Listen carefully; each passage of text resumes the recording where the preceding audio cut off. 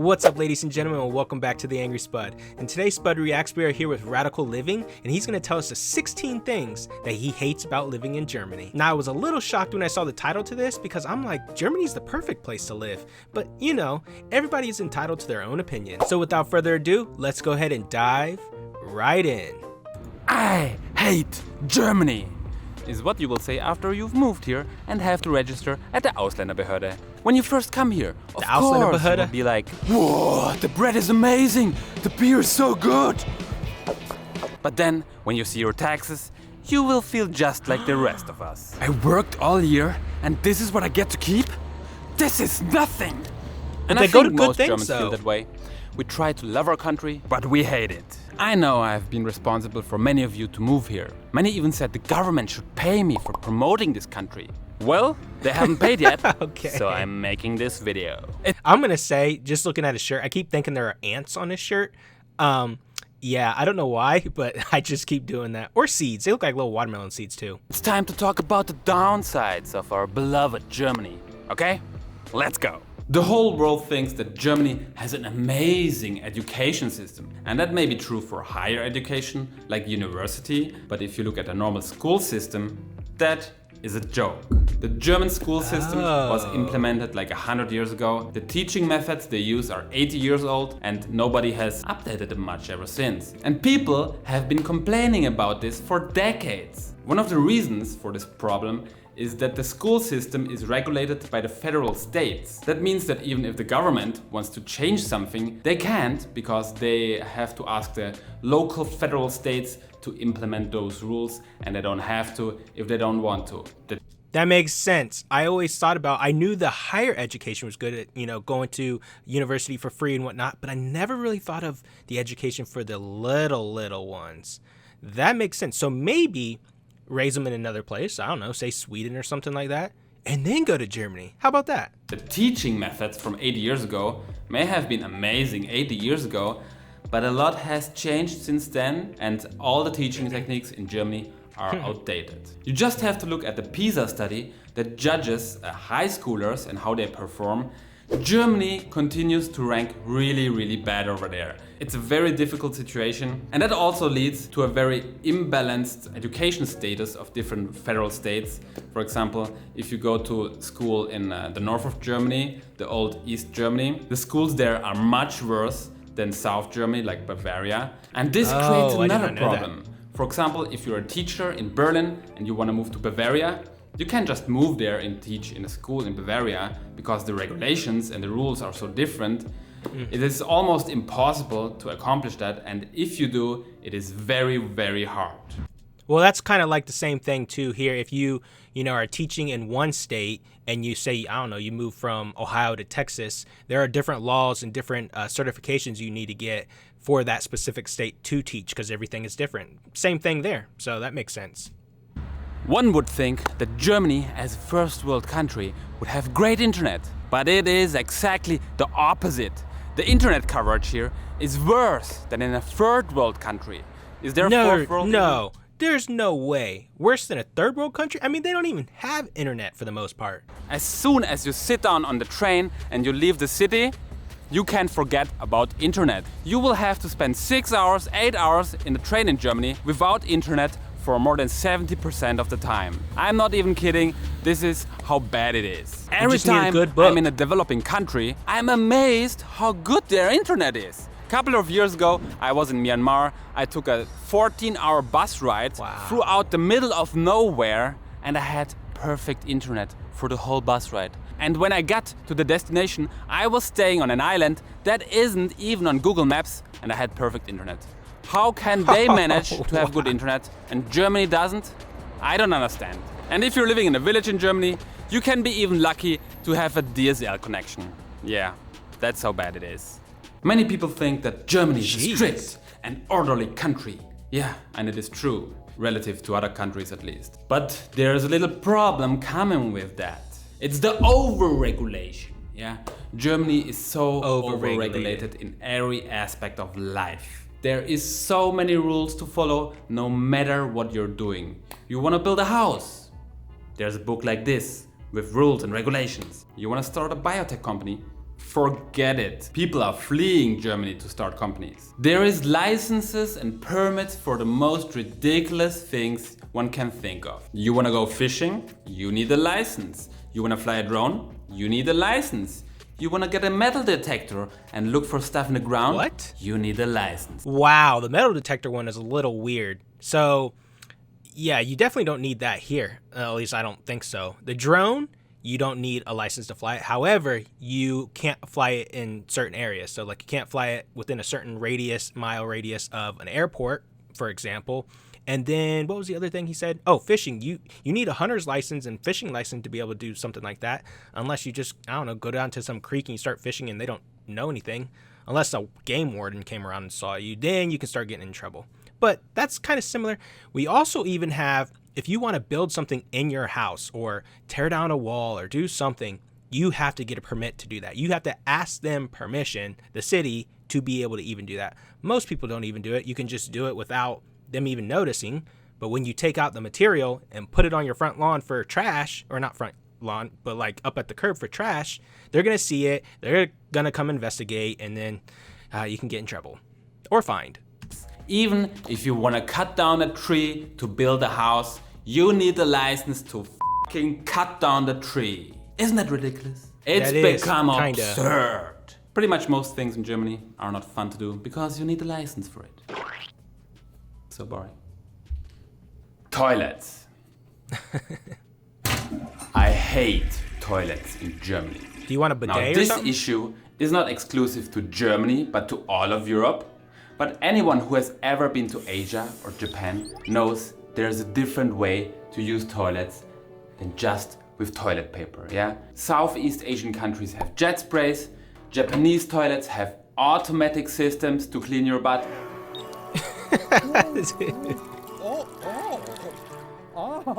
I don't understand how Europe still lives in the last century, but this is unhygienic. It's from the last century. I feel like a caveman using this. Something needs to change. This is no way to build a toilet, okay? Okay, how much? Remember Snowden and how he revealed that the NSA is doing illegal mass surveillance on its own citizen? Well, the new kid in town is the German security agency, BND. A new law allows them to hack internet providers and eavesdrop on basically anyone legally.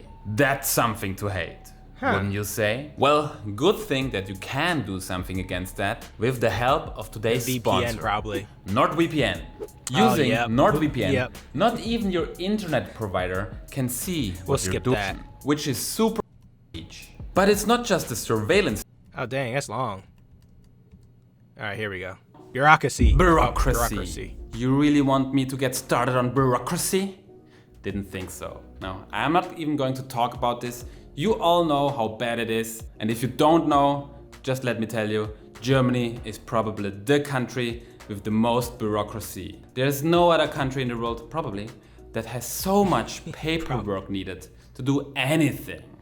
One thing that annoys not only most Germans, but all foreigners, are German kitchens. Or rather, the lack of it. If Are you they move bad? to a German flat, chances are it doesn't come with a kitchen. In probably like What? 70% of the times, you will have to bring or buy your own kitchen if you move into a flat. I don't understand, and most people coming here don't understand, why do German kitchens not come installed in the flat? It doesn't. Wait, that really doesn't make sense. That almost makes me want to think that they just want you, I don't know, outside cooking, you know, like primitive type stuff. Go catch something and cook it, or I don't know, chop some stuff up on like a wood log table thing. I don't know. That's what it sounds like to me. Doesn't make any sense. Who wants to move and bring their own flat?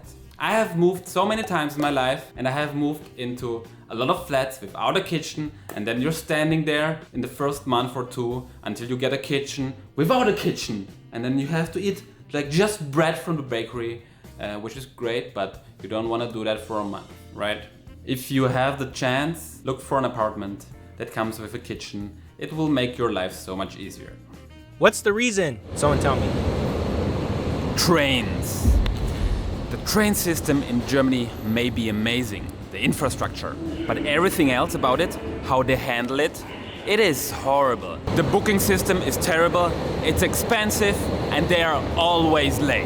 I don't know what's going on, but from year to year, the train system is getting worse and worse. In the last year alone, I took dozens of train rides. I don't remember the last time a train was on time. And it's become so ridiculously expensive. Wow. I mean, the trains are cheap if you book them 3 months in advance. But if you want to book a spontaneous train next week or tomorrow, yeah, good luck with that.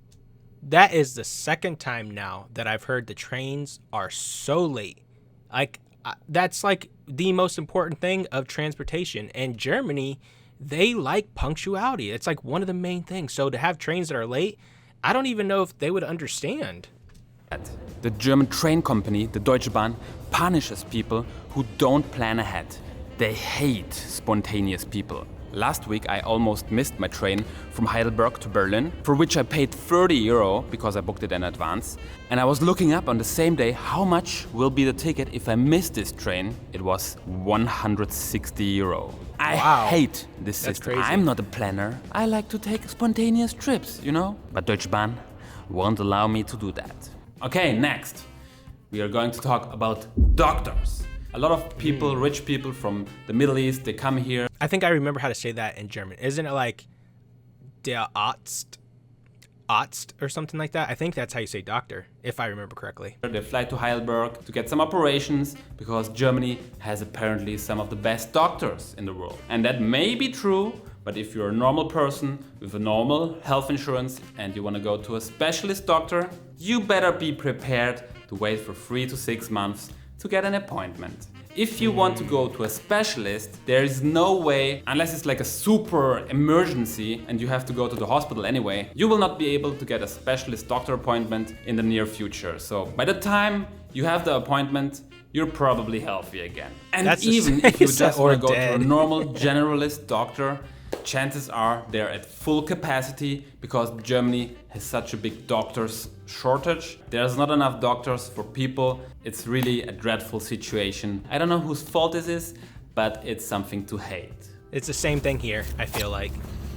Football. No, Germans are good at So football. many people in Germany are crazy about football.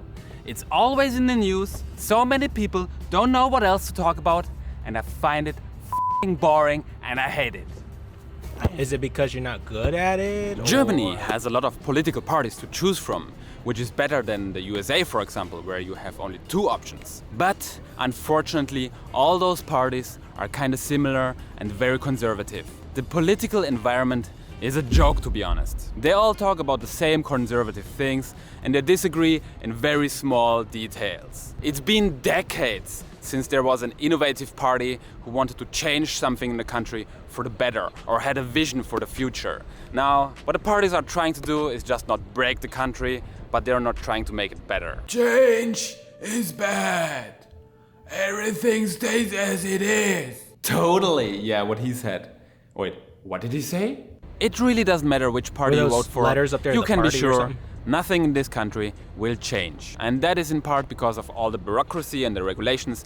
Even if a party wants to change something significant, they can't. It takes forever to implement new laws. Nothing cool is gonna come out of that. Everybody was looking forward to the legalization of weed in Germany. They promised it, and now they gave us a plan on how this will look. And everybody is disappointed because it's not what they promised. We can be sure to wait another 10 years for the results. Another bad example is the digitalization. For 20 years, they promised to make things more digital. Digitalisierung. Digitalisierung. Digitalisierung. Digitalisierung, Digitalisierung, Digitalisierung. You can do Digitalisierung. more things online, and it's happening slowly. But if you look at other countries, we're basically living in a stone age here. Germany comes across as a country that cares about free speech a lot, but its newspapers are a joke. They all seem influenced by the government and told to not Zeitung. cover any too controversial topics or publish anything that goes against German government interests. Tesla is being the best example here. They have been ridiculed in the German media for years. They were made fun out of for so many different stupid things, you wouldn't even believe it. Because they were a threat to the German automotive industry, of course. Only when they started building this gigafactory here in Berlin, that changed a little bit.